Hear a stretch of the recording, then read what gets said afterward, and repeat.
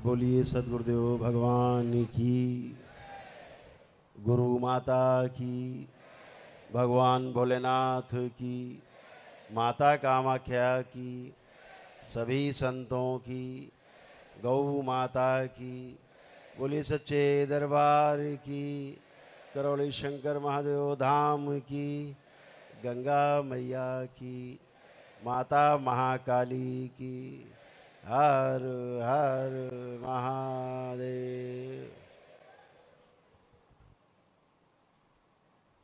दरबार में आप सभी का पुनः बहुत बहुत स्वागत।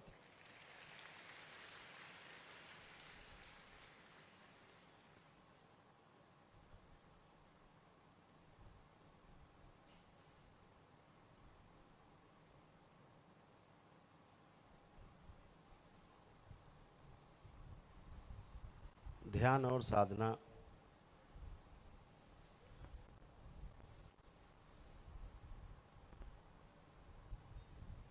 सर्वोच्च विधि है।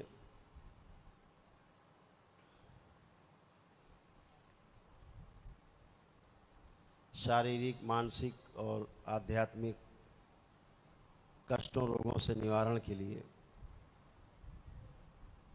सबसे उत्तम विधि है। और इसी के द्वारा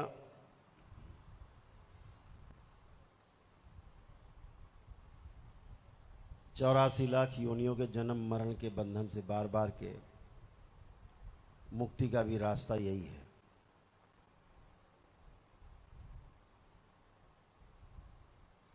दरबार ने जो आपको शुद्ध और पवित्र करके यहाँ तक पहुँचाया है, तो उसका उद्देश्य इतना है कि आप ध्यान और साधना का जो सुगम रास्ता है, एकदम सुगम सरल रास्ता, इसको अपने जीवन में उतार लो। क्योंकि अब कोई अवरोध आपके सामने नहीं है जो आपको ध्यान साधना से रोके। ध्यान साधना से रोकने के लिए ऐसे समझ लीजिए कि जब तक दरबार आप नहीं आए थे और जो स्थिति थी मानसिक, शारीरिक और आध्यात्मिक, उसमें ध्यान साधना होती नहीं है, हो भी नहीं सकती।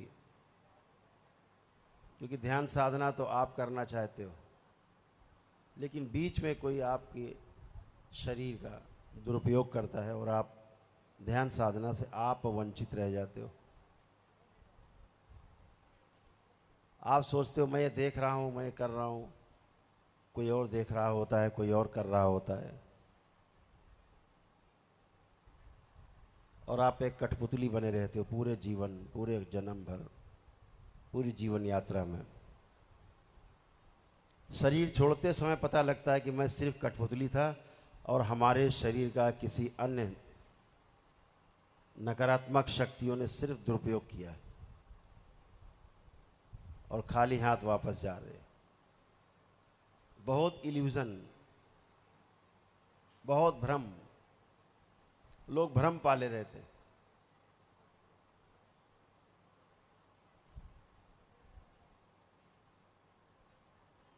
पहले आप में से बहुत लोग कहते थे गुरुजी आप सपने में आए, आपने ये बात किया, ये कहा, वो कहा। बहुत लोगों की ऐसी आसुरी शक्तियां रहती थी कि देखिए गुरुजी आप सपने में आए थे, आपने कहा था दरबार जाने की कोई ज़रूरत नहीं है, जाओ तुमको हमने एक दिवसीय अनुष्ठान का पुण्य दिया, मजे करो घर में। अब वो मान लिए बेचारे कि हमको तो गुरुजी ने घर में आके एक दिवसीय अनुष्ठान का पुण्य दे दिया। तो आसुरी शक्तियों का प्रयास रहता था किसी तरह से दरबार जाने से रोका जाए, दरबार ना पहुंचने पाए ये व्यक्ति, इसको इतने भ्रम में रखा जाए। तो दरबार ने वो व्यवस्था ही हटा दी। ध्यान से सुनो, अब आप कभी भी सपना देखोगे, ध्यान रखना, अगर कोई गलत शक्ति आपको भ्रमित करना चाहती है तो मेरा सारा रूप तो आपको दिखेगा, लेकिन मेरा चेहरा आपको नहीं दिखेगा। हमारा चेहरा नहीं दिखे तो समझ लेना कि कोई भ्रमित कर रहा है। और आपको मेरा चेहरा भी दिखे रूप के साथ, तो समझ लेना आपको सही संदेश दरबार दे रहा है। तो दरबार ने इस तरह से भ्रम समाप्त किया।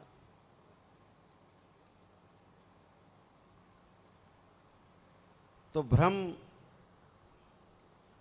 या जागृति इस संसार में दो ही चीजें हैं, तीसरी है नहीं। या तो भ्रमित व्यक्ति हैं, भ्रमित मानव है, और या फिर जागृत मानव है।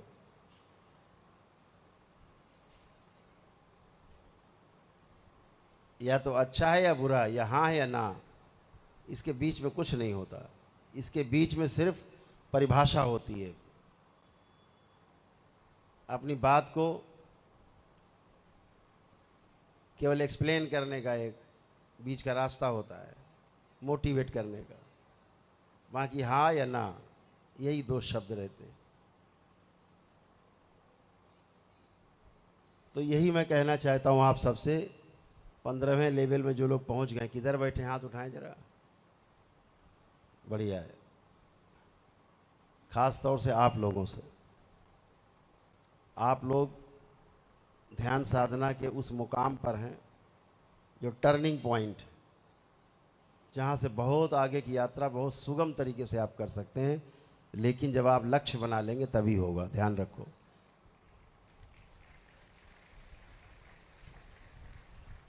प्रतिदिन साधना है।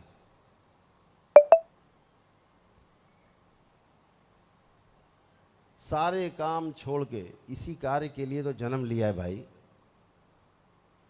और उसी को सबसे बाद में देखना है। जिस काम के लिए जन्म लिया, जिस कार्य के लिए जन्म लिया, मानो शरीर मिला, उसको बाद में देखेंगे। पहले जरा ये काम कर लें, उससे मिलने जाना है। इसको समझना है कि अब कौन भटका रहा है। अब भटकाने वाला आपको कोई है नहीं, अब आप स्वयं भटक रहे हो। इसलिए ध्यान रखो कि ध्यान साधना को लक्ष्य बनाओ। आप में बहुत ऊर्जा है।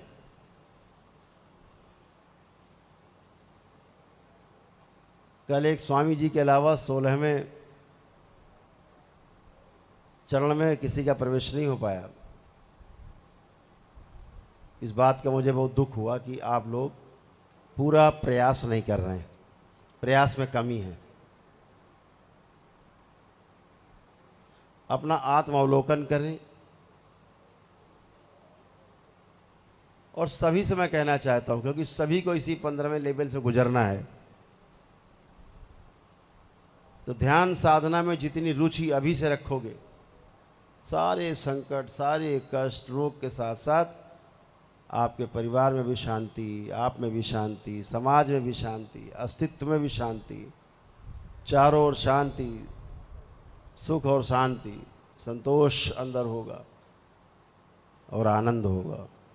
हर कार्य आप आनंद के लिए ही करना चाहते हैं, हर कार्य आनंद के लिए ही करते हैं। तो जब आनंद के लिए हर कार्य करना है तो उसके लिए लक्ष्य बांधना होगा, लक्ष्य को साधना होगा और दृढ़ संकल्प करना होगा कि हम पहले ये काम करेंगे 15 मिनट, आधा घंटा, उसके बाद दुनिया का हम कोई काम करेंगे।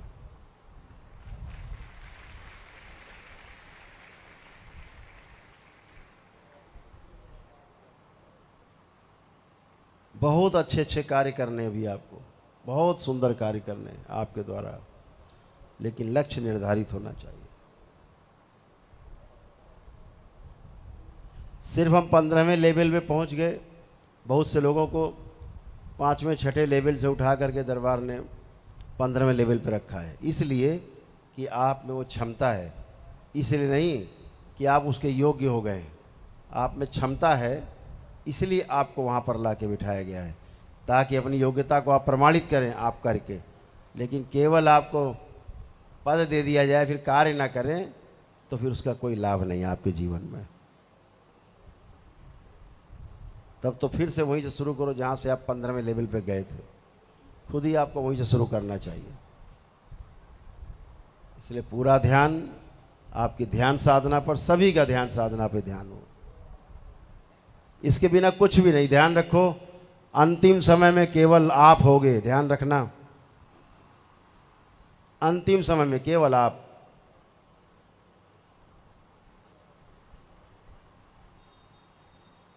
और सामने होंगे शिव के गण, और चूक गए तो यमराज के गण।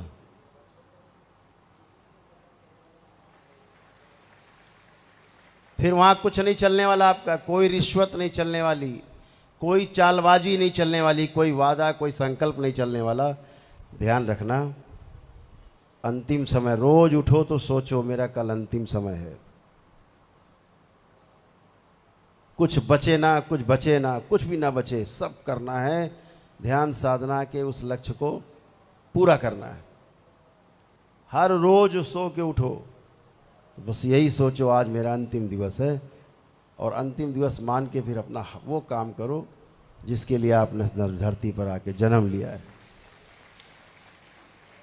जिसने सोचा अभी तो बहुत समय है, अरे अभी तो बहुत समय है, चिंता नहीं है, उसका समझो समय गया, बेड़ा गर्क। क्योंकि समय किसी का नहीं होता, काल किसी का नहीं है, काल किसी का नहीं है, केवल अवधि आपकी है। क्रिया की जो अवधि है, हर दो काल के बीच में क्रिया की एक अवधि है, वो आपकी है। ध्यान रखना, काल किसी का नहीं है। हर क्षण गुजर रहा, हम आपसे बात करते जा रहे हैं, एक एक क्षण घड़ी की, सेकंड की सुई टिक टिक टिक चल रही है, समय गुजर रहा है। ध्यान रखो, समय आएगा नहीं, समय जा रहा है।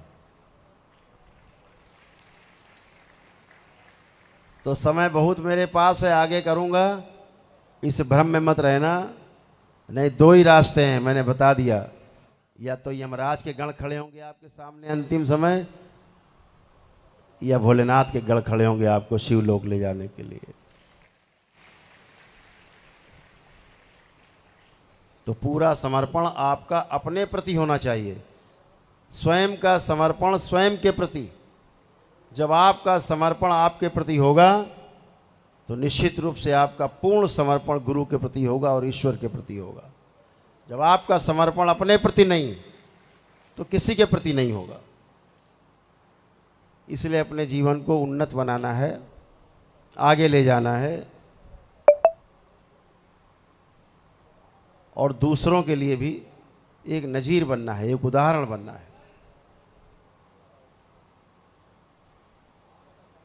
तो अपने आचरण से, अपने कार्यों से हम अपने को बाद में भी छोड़ जाएं, लोग आपका अनुसरण करें, वो माइलस्टोन बनना है, वो मील का पत्थर बनना है आपको, कि लोग आपका अनुसरण करें, लोग आपके पीछे पीछे चलने की कोशिश करें जो आपने किया। तो इसलिए पूरा ध्यान साधना पे आपका ध्यान रहे, संकल्प रहे मजबूत कि हमें कुछ भी करना है, लेकिन हमें आधा घंटा इसके लिए ज़रूर निकालना है। रविवार को जो ध्यान साधना मेरे द्वारा कराई जाती है उसको करना है।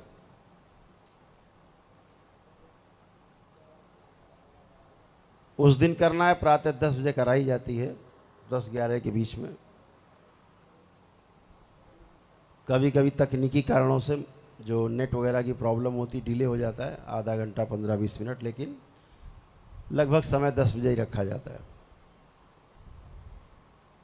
हम 10 बजे प्रस्तुत हो जाते हैं।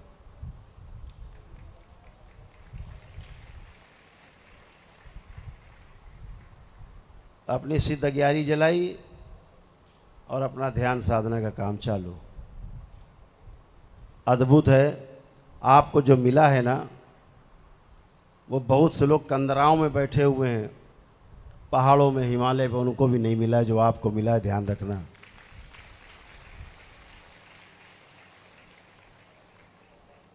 अभी एक स्वामी जी आए 4-5 महीने पहले,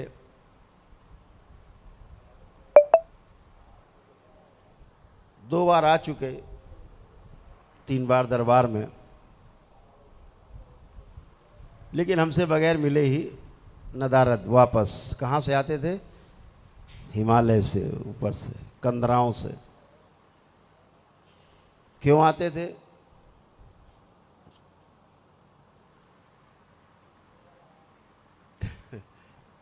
उनको कोई चुड़ैल परेशान करती थी।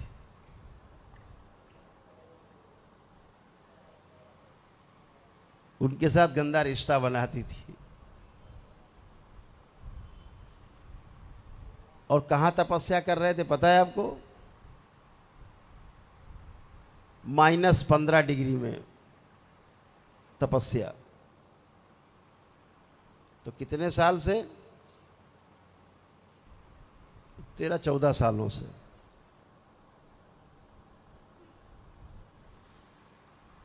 जरा सोचो, एक साधक हो और उसको कोई नकारात्मक शक्ति परेशान करे, संभव है? नहीं संभव। अब आपको तो परेशान नहीं करती क्योंकि आपने तो मार भगाया है लतिया लतिया के। बाबा माँ का नाम लिया और सब गायब। वो बेचारे ऊपर से आए, उतर के 2 बार आए। तीसरी बार शर्मिंदा होके अपने दरबार के शिष्य हैं बाबा के, काशी विश्वनाथ में उनका अस्पताल है स्वयं का, उनको खबर भेजी। एक अमेरिका में रहते हैं दरबार के बाबा के शिष्य हैं, वहाँ दरबार का आश्रम बना रहे हैं वो। उन्होंने सिफारिश लगा के भेजा कि गुरु जी से मिलवा देना इनको। तो बेचारे वो लेके आए। बताइए, बोले किसकी साधना करते हो? तो बोले माँ गायत्री की साधना हम करते हैं और 16 पुनश्चरण हम कर चुके हैं। 16 पुनश्चरण कर चुके हैं।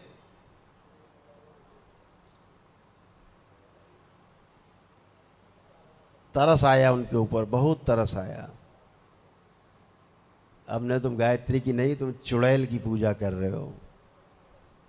तुम गायत्री की शक्ति को ही नहीं जानते।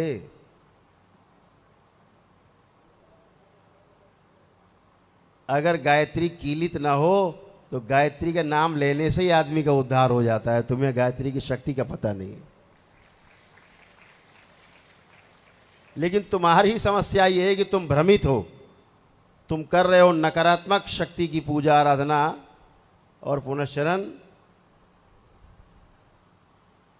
और फल चाहते हो माँ गायत्री से। गायत्री तो है ही नहीं। तुमने गायत्री अगर होती तुम्हारे आसपास भी तो ये नकारात्मक शक्ति तुमसे लाखों करोड़ों दूर नहीं, कई लोक दूर होती और तुम भटक नहीं रहे होते। बेचारों ने बहुत समस्याएं बताई अपनी, शारीरिक मानसिक सब। ऐसा भटकाओ साधकों को है। बहुत लोग माँ महाकाली मान के पूजा करे डाल रहे हैं, तो कोई देवी दुर्गा जी की पूजा कर दे रहा है, कोई हनुमान जी की पूजा कर डाल रहा है। सब पूजा पाठ जारी है। पता नहीं जिसकी पूजा कर रहे हैं मान के वो है भी कि नहीं है, और ज़्यादातर तो नहीं ही है। क्योंकि जितने भी मंदिर अशास्त्रीय विधि से प्रतिष्ठित हुए हैं, जितने मठ मंदिर, मूर्तियां ठीक ढंग से प्राण प्रतिष्ठित नहीं हुई हैं, वहाँ आपको दैत्य स्मृतियाँ ही मिलेंगी, आसुरी स्मृतियाँ ही मिलेंगी। मूर्तियों में भगवान नहीं रहते, ध्यान रखना। मूर्ति द्वारा हम पूजा करते हैं, मूर्ति की पूजा नहीं करते। कोई सनातनी मूर्ति की पूजा नहीं करता, ध्यान रखो। मूर्ति के द्वारा पूजा करते हैं। जैसे आप आंखों से नहीं देखते, आंखों के द्वारा देखते हैं आप। कानों से नहीं सुनते, कानों के द्वारा सुनते हैं आप। आपकी जीभ नहीं बोलती, जीभ के द्वारा आप बोलते हैं, मुंह के द्वारा बोलते हैं आप। तो मूर्ति की पूजा कभी नहीं होती। मूर्ति के द्वारा जो हमें ध्यान दिलाती है कि हमें इनकी पूजा भी करनी है। जैसे विज्ञापन लिखा रहता है दीवारों पे, लाइफ बॉय है जहाँ हरिहर है वहाँ, तो आपको एकदम ध्यान आता है, आप साबुन लेने जा रहे होते हैं, आपको लगता है हाँ हाँ जहाँ हरिहर है वहाँ तो यही लाइफ बॉय ले लेते हैं, तो लाइफ बॉय आपके ध्यान में आ गया। कुछ भी ठंडा माने हरिहर लिखा है, कहा भैया यही दे दो।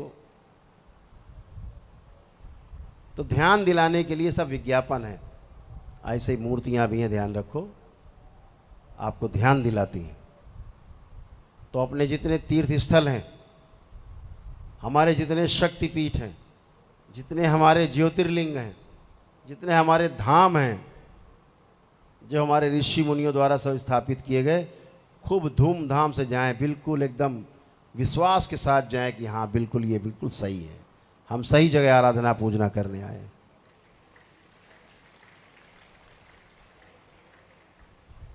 लेकिन ऐसे तमाम चटरी मटरी देवी बना के पूजा करना उचित नहीं। ये शक्तियों के साथ मजाक है। शक्तियां वहां है ही नहीं। शक्ति होगी तो आपको उसका अनुभव जरूर होगा। जैसे आप दरबार से जुड़े हैं, माँ हैं, बाबा हैं, शक्तियां हैं, कितने लोगों को अनुभव होता है कि हाँ बाबा माँ हैं हमारे साथ, सबके हाथ उठ रहे हैं, क्योंकि आपने अनुभव किया है। ये अनुभव ही प्रमाण है, और प्रमाण जहाँ होता है वहीं परंपरा बनती है। ऐसे कोई पीले वस्त्र पहन के नहीं बैठ जाता है, परंपरा बनती प्रमाण से। गर्व का अनुभव होता है कि जब आप पीत वस्त्र पहन के बैठते हैं दरबार में, आपको गर्व होता है कि हम दरबार के भक्त हैं, शिष्य हैं, हम बाबा माँ के दुलारे हैं, उनके लाडले हैं, हमेशा उनकी निगाहों में हैं। तो इसलिए अपना संकल्प बहुत मजबूत रखना है, बहुत दृढ़ संकल्प करना, समय को नष्ट नहीं होने देना, ध्यान रखो। हम लोग जितने दरबार में आप बच्चे देखते हो हमारे साथ, रात रात जागते हैं। आपको लगता होगा गुरुजी यहाँ से 11 बजे रात में उठ गए, 12 बजे तो सोने चले गए होंगे, सवेरा हो जाता है, 5-6 बज जाते हैं, 7 बज जाते हैं कभी कभी। इन्हीं बच्चों के साथ जो आपकी सेवा में दिन भर रहते हैं, यही बच्चे रात भर हमारे साथ जागते हैं, दरबार के वो सब काम करते हैं ताकि आप हमेशा और आपका परिवार सुरक्षित बना रहे, इसलिए रात भर काम करते हैं। आपकी ध्यान साधना अच्छे से चले, कोई आपको तंग ना कर सके, इसलिए रात रात भर जागते हैं हम लोग।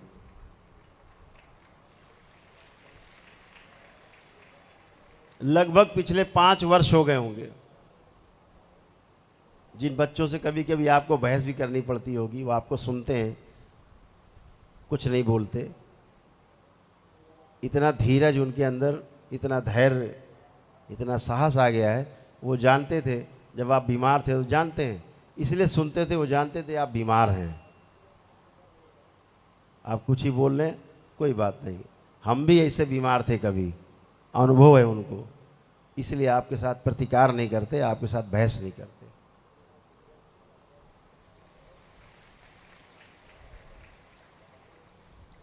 लेकिन ये बच्चे अब बच्चे नहीं हैं, कहने के लिए बच्चे हैं, लेकिन जीवन के रूप में बहुत मजबूत है। जो अपने आप को बहुत बड़ा धर्माचार्य लगाता हो, उनसे भी ज़्यादा मजबूत है। लेकिन ये सब क्यों हो पाया? क्योंकि उनके अंदर एक दृढ़ संकल्प है, बहुत मजबूत दृढ़ संकल्प है कि ठीक है, हम दरबार में ही रहेंगे, हम दरबार छोड़ के हमें कहीं नहीं जाना। सब योग्य बच्चे हैं, पढ़े लिखे बच्चे हैं, लाख 2 लाख की नौकरी कर सकते हैं महीने में, लेकिन आपकी सेवा के लिए केवल यहाँ पड़े हुए हैं और अपना जीवन अच्छा हो इसलिए पड़े हुए हैं। ये दृढ़ संकल्प है। तो जो बच्चे 5 साल हो गए, 6 साल होने जा रहे हैं धीरे धीरे, रात में शायद ही कभी कभार सो गए हों, रात में सोने भी नहीं मिलता, और फिर सवेरे घंटे 2 घंटे सो के फिर से नहा धो के आपकी सेवा में खड़े हैं, 20-22 घंटे सेवा में हैं। आप समझ सकते हो कितना दृढ़ संकल्प मजबूत है। जिस दिन इतना मजबूत दृढ़ संकल्प आपका होगा, उस दिन आप भी ऐसे मंझ जाओगे बिल्कुल, और रास्ता आपका एकदम क्लियर होगा, सुगम होगा।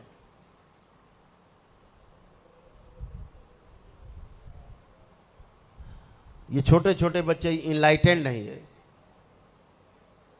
समाधि प्राप्त हैं, लेकिन इन्हें फिर लाना पड़ता है हमें समाज में वापस, फिर लाना पड़ता है खींच के, ताकि अपना काम करें। नहीं, अगर इनको एक बार हम छोड़ दें समाधि अवस्था में, तो उसके बाद आप क्या करोगे, लाखों की भीड़ लगी होगी इनके आसपास इनकी पूजा करने में। ये उस गति को प्राप्त है। लेकिन समाज में बहुत काम करना है, लाखों नहीं करोड़ों, पूरे विश्व को आंदोलित करना है, पूरे विश्व में फैलाना है।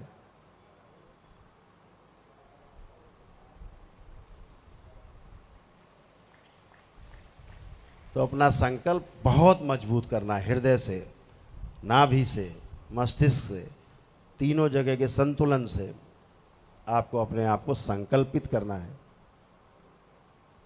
मजबूत करना है अपने आप को। कोई छोटा बड़ा नहीं है, ध्यान रखो। लेकिन समाज में बहुत काम करना है, लाखों नहीं करोड़ों, पूरे विश्व को आंदोलित करना है, पूरे विश्व में फैलाना है।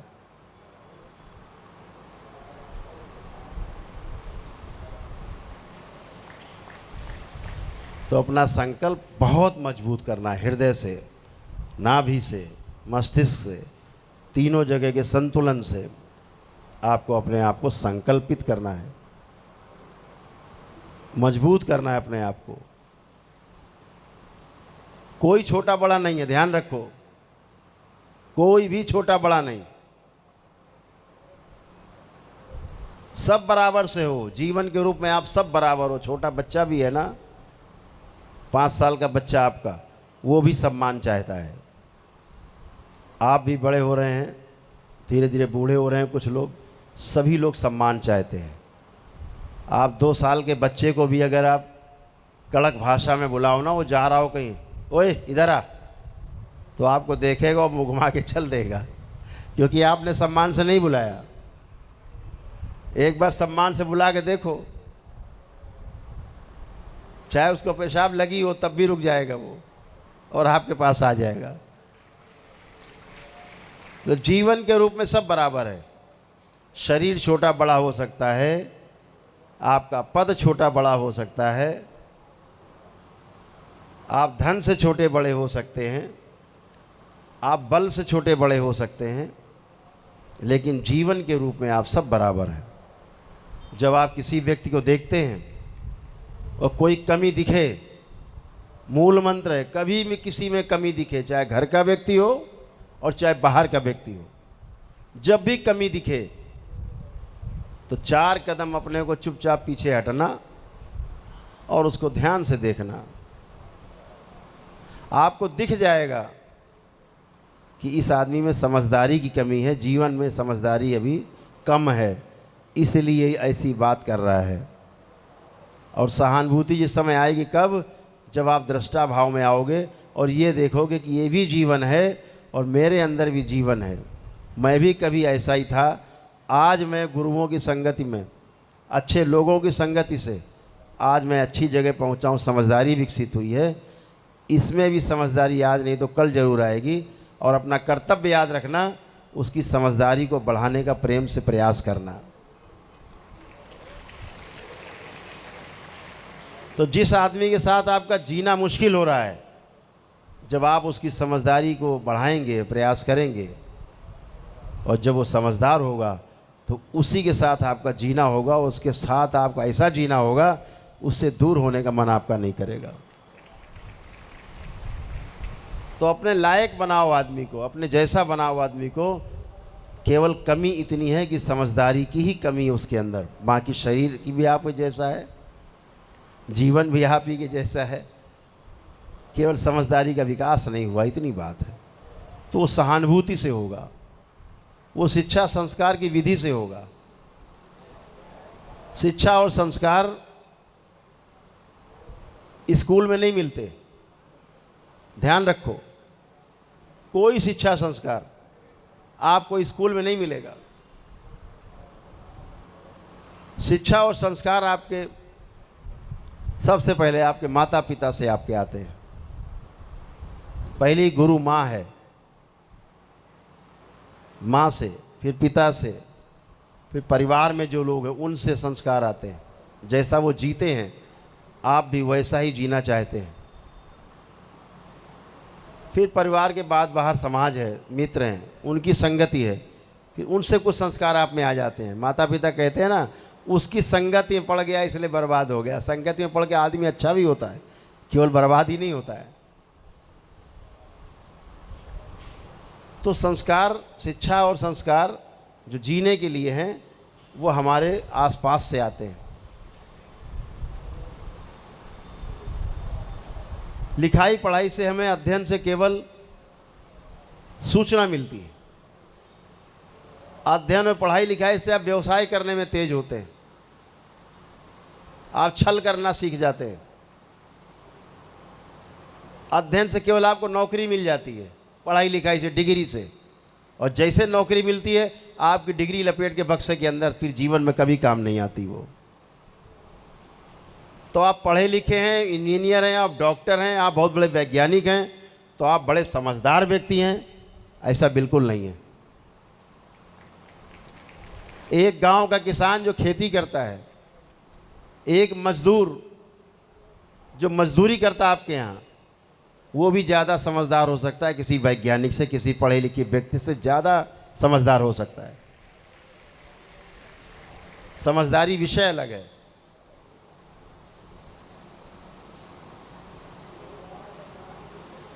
यह वो विद्या नहीं जो स्कूलों में सिखाई जाती, जो पहले गुरुकुलों में सिखाई जाती थी। स्किल डेवलपमेंट है। ये जो शिक्षा है, शरीर को जिंदा कैसे रखा जाए, हम कैसे जिंदा रहेंगे समाज में, इतने भर के लिए है। लेकिन जीने की कला सिर्फ गुरु सिखाता है, उसके अलावा और कोई सिखा नहीं सकता आपको। धन बहुत है, भरा पड़ा, लेकिन आत्महत्या करने का मन कर रहा है। धन बहुत भरा पड़ा है, लेकिन पति पत्नी में लड़ाई झगड़ा दंगा चल रहा है। धन बहुत बड़ा है, पद बहुत बड़ा है, बल बहुत है, लेकिन शांति नहीं है। दिन भर अशांति है, बस आत्महत्या कर लो, मर जाओ, मार डालो, छीन लो, लूट लो। ये उस विद्या से नहीं संभलता जो आप स्कूल से, कॉलेज से सीख के आते हो, पढ़ के आते हो। एक गुरु के द्वारा दिए जाने वाले ज्ञान से आप में वो संस्कार आते हैं। गुरु में जो संस्कार होते हैं, जो गुरु का आचरण है, वो आचरण जब आप अपने में आत्मसात करते हो, गुरु के प्रति समर्पण होता है, तभी आप में वो ज्ञान का उदय होता है। ज्ञान को जानने की प्यास बढ़ती है और ज्ञान को आप समझ पाते हैं, अपने में अनुभव कर पाते हैं और वैसा जी पाते हैं। तब सुख, शांति और संतोष और आनंद और परमानंद ये प्राप्त होता है। परमानंद को आप उपलब्ध होते हो। तो शरीर को जिंदा रखना एक विषय है और जीना ये दूसरा विषय है। कैसे जिया जाए, दो अलग अलग विषय हैं, दोनों को अलग अलग करके देखो हमेशा। दोनों का संतुलन जरूरी है कि हमारे जीने का जो, हमारा जो जिंदा रहने का उद्देश्य है, धन धान्य की कमी ना हो, हमारे परिवार को कोई कमी ना हो, उसके लिए पूरा प्रयास करना है। दरबार ने आपको वो शक्ति दी है, आपकी बुद्धि खोल के रखी है, आपका आत्मबल बढ़ा के रखा है, आपका आलस्य नष्ट करके रखा है। आपके एक संकल्प, एक प्रार्थना मात्र से आप स्वयं संयमित हो जाते हो और अपना हर कार्य कर सकते हो। आप कर ही रहे हो। तो आप जिंदा रहने के जो कलाएं उसमें निपुण हैं, लेकिन जीना कैसे है, इस कला में भी आपको पूरी तरह निपुण होना है। उसके लिए आपको ध्यान साधना को लक्ष्य बनाना है और इसी ध्यान साधना के द्वारा आप जीने की कला में निपुण होते हैं। दूसरा और कोई रास्ता नहीं।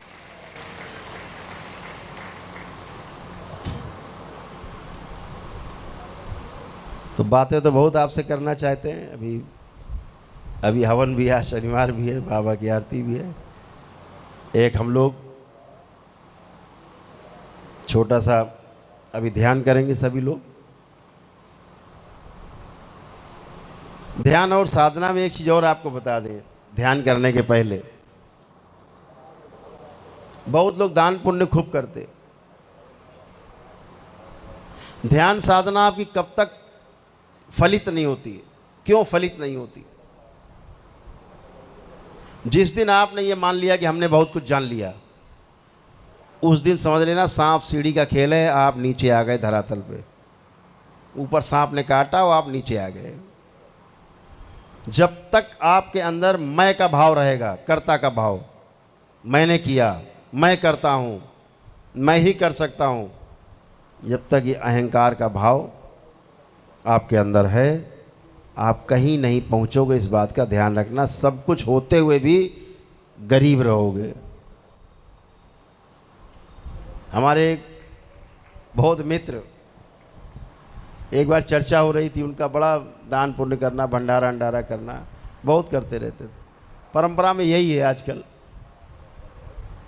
कुछ भक्त आ गए, शिष्य आ गए, कुछ उन्होंने धन धान्य दे दिया, महाराज जी उन्होंने भंडारा कर दिया लोगों को,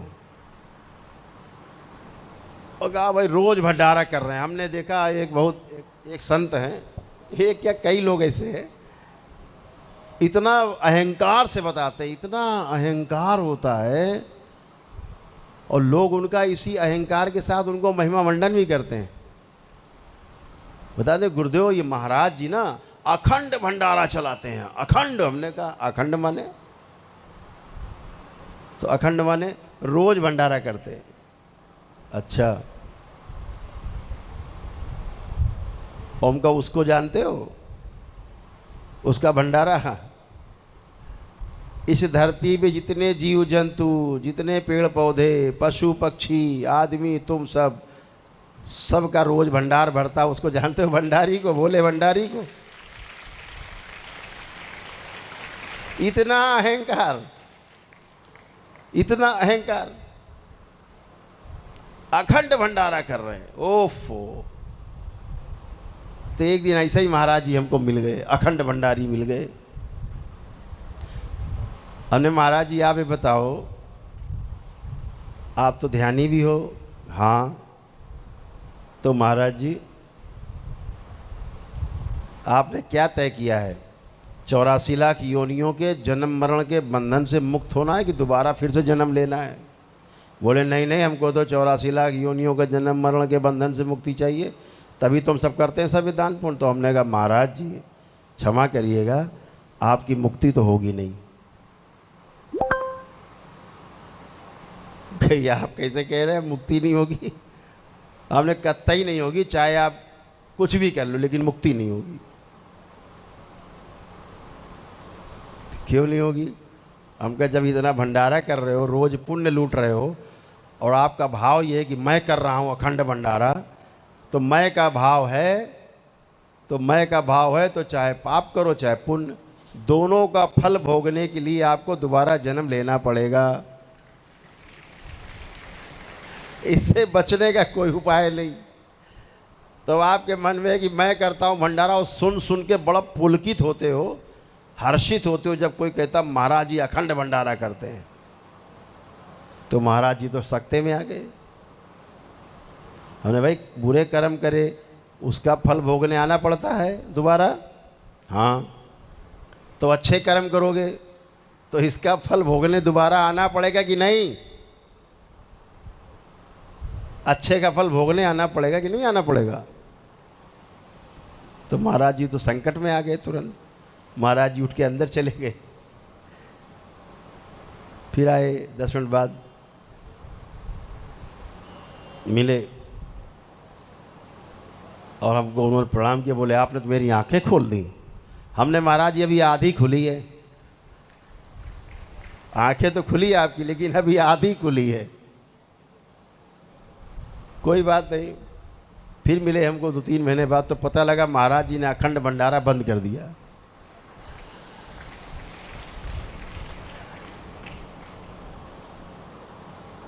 अब तो इतना करने लगे कि जो कोई आ रहा है 10-50 लोग आ गए, खाना बनाए खिलाए, सब लोग खा लिए, बोले हरिहर। तो हमने उनसे पूछा कि महाराज जी आपका अखंड भंडारा नहीं दिखाई दे रहा है। बोले वो तो आपने बताया था ना, हमें तो 84 लाख योनियों से मुक्ति चाहिए भैया, हमको तो ये करना नहीं है अब कुछ काम। हमने कहा महाराज श्री, इसीलिए हमने आपसे कहा था कि अभी आपकी आधी आंख खुली है, आधी बंद है आपकी आंख अभी भी। आधी कैसे बंद है? हमने इसलिए बंद है कि आपने भंडारा काहे बंद कर दिया। इसी से सिद्ध होता है कि आपकी आधी आंख अभी बंद। बोले आपने तो कहा था। तो हमने कहा हमने ये कब कहा था भंडारा बंद कर दो? हमने तो कहा ही नहीं भैया, हमें काहे पाप में डाल रहे हो, हमने तो कहा ही नहीं। हमने तो सिर्फ ये कहा था कि आपको फल भोगने के लिए अच्छे काम कर रहे हो, दोबारा आना पड़ेगा, क्योंकि आपके अंदर ये भाव है कि मैं करता हूँ। तो मैंने सिर्फ ये कहा था कि कर्ता भाव जब तक आपके अंदर रहेगा कि मैं करता हूँ, मैं ये कर रहा हूँ, मैंने भंडारा कर रहा हूँ, मैं उसको दान दे रहा हूँ, मैं कपड़े वस्त्र दान दे रहा हूँ, उसकी मदद कर रहा हूँ, मैं कर रहा हूँ, और वाह प्रभु, तो आपने इस कामना से किया कि हमको पुण्य मिले।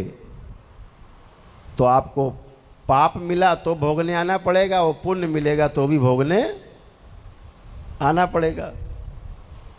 तो केवल कर्ता भाव ना रहे, जो करते हैं प्रभु करते हैं, जो करते हैं ईश्वर करते हैं, जो करते हैं भोलेनाथ करते हैं, सब नारायण नारायण है, हरिहर है, वो करते हैं। हम केवल निमित्त मात्र हैं, हम केवल सेवा कर रहे हैं।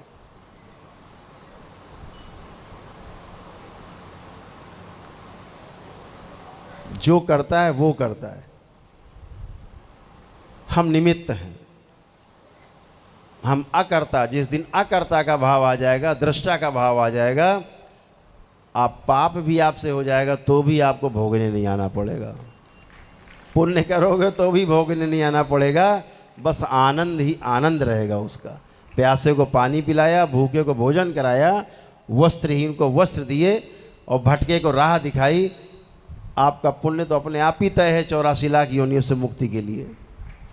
लेकिन अकर्ता भाव से, जहाँ आपने कहा मैंने भंडारा कराता हूँ रोज़, मैं ये कराता हूँ, मैं कई जगह संबोधन में सुनता हूँ, मैं जाता हूँ सम्मेलनों में, संत लोग बैठे होते बहुत एकदम, कुछ लोग एकदम अकड़ के बैठते हैं। जहाँ कहा महाराज जी अखंड भंडारा चल रहा है इनका वृंदावन में, ओ देखने लायक होती बॉडी उनकी, एकदम फूल जाती है।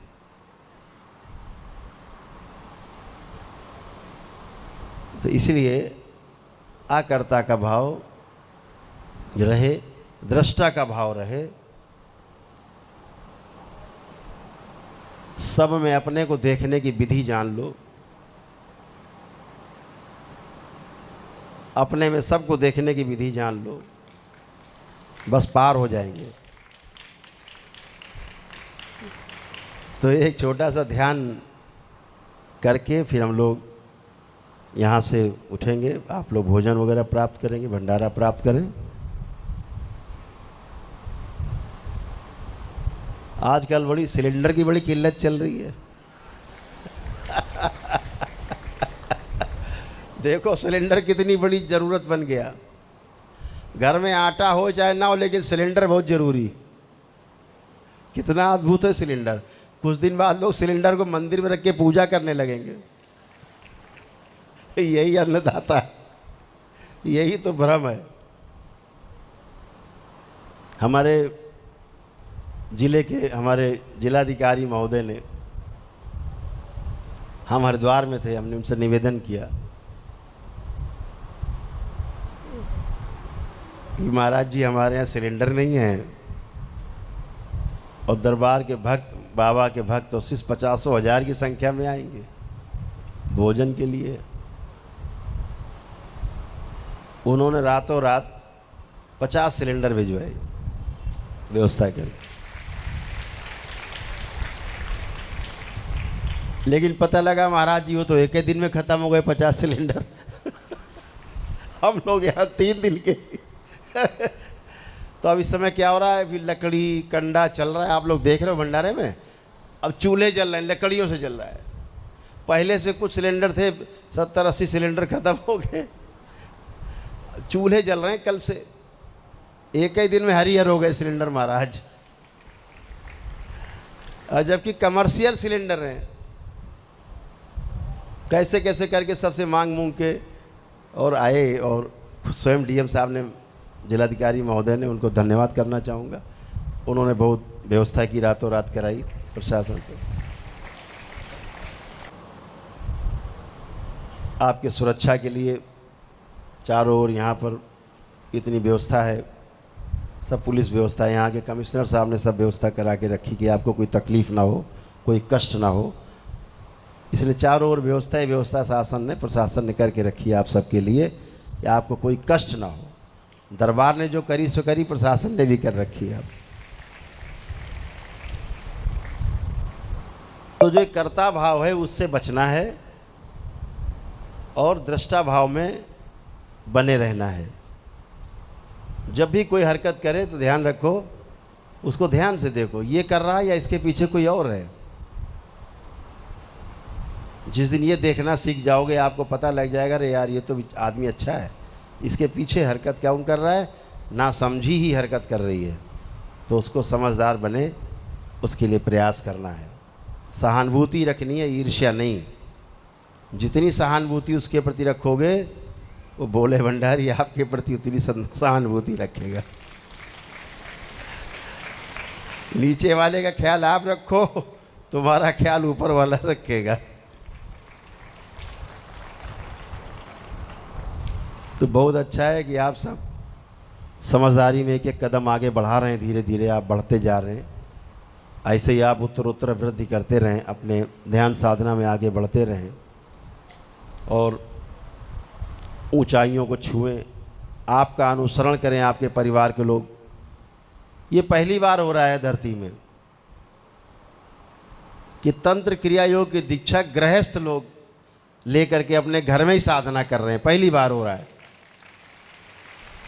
इसके लिए शमशान जाना पड़ता था, इसके लिए शमशान जाना पड़ता था, शमशान में रहना पड़ता था, चिता में रख के रोटी सेकनी खानी पड़ती थी।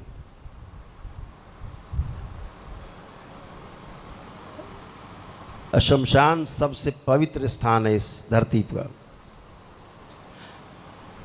जब घर के लोग कहते ना, भैया इनको मरे तो हो गए 20 घंटे, अब बॉडी जो है बदबू देने लगी, जल्दी करो, इनको बांधो और जल्दी पहुंचाओ बाहर, जल्दी अग्नि दो इनको। एक ही स्थान है शमशान, भोले भंडारी का स्थान, जो आपको सहारा देता है और जगह देता है, आपको रास्ता देता है। धरती पे अपने घर वाले भी साथ छोड़ देते हैं, ध्यान रखना। शमशान ही है जो आपको केवल जगह देता है, रास्ता देता है, आपको स्थान देता है। इतना पवित्र स्थान है, उसे शमशान कहते हैं। अपना शमशान इसीलिए कहते हैं अपने साथ लेके चलो। शमशान से पवित्र स्थान कोई नहीं, जहाँ कुछ नहीं बचता।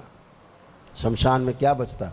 जब आप किसी की मुर्दनी में जाते हो, शमशान जाते हो, तो आपके अंदर विरक्ति जैसी आ जाती है। लगता है अरे यार संसार तो बेकार है, सब कितना अच्छा आदमी था। अद्भुत है, मरने के बाद आदमी अच्छा होता है, ये भी है देश के अंदर।